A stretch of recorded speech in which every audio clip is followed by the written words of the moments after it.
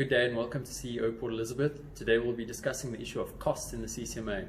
Sometimes a rather contentious issue and also a topic that's not always uniformly applied amongst all commissioners.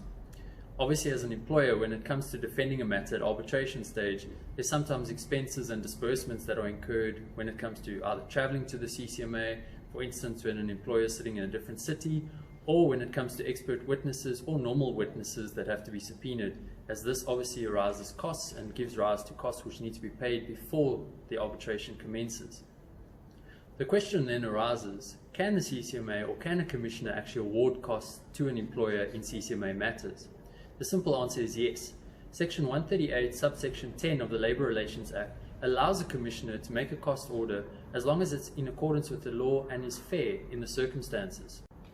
There's often a misconception amongst employers and parties that attend at the Ccma that they'll be able to recover every cent that they've expended in defending the matter. Unfortunately, this is not so, as the Ccma generally only awards costs in the form of disbursements that were incurred by the party that is requesting costs. Furthermore, when costs are actually awarded to a party, these are generally along the lines of party and party costs according to the Magistrates Court scale, Scale A, which is generally very minimal costs to say the least.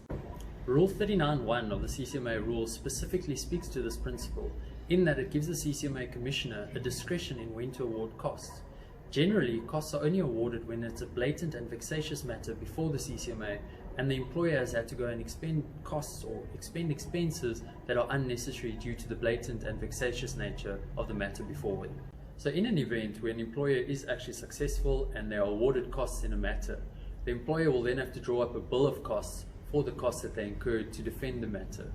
Once that bill of costs has been drawn up, it will go back to the Ccma for taxation to ensure that the amount claimed is in fact the amount that was awarded by the bill of costs. In essence, what this means is that there's no undue costs that are included in that bill, which may prejudice the party which has lost the case at the end of the day. As mentioned in the beginning of this video, costs in the Ccma are sometimes a contentious issue. However, every now and then it becomes apparent that there is definitely a blatant and vexatious matter that an employer has to expend costs to go and defend. In these instances, CEO will advise employers to perhaps ask for the necessary cost order so as to cover those disbursements that have been incurred.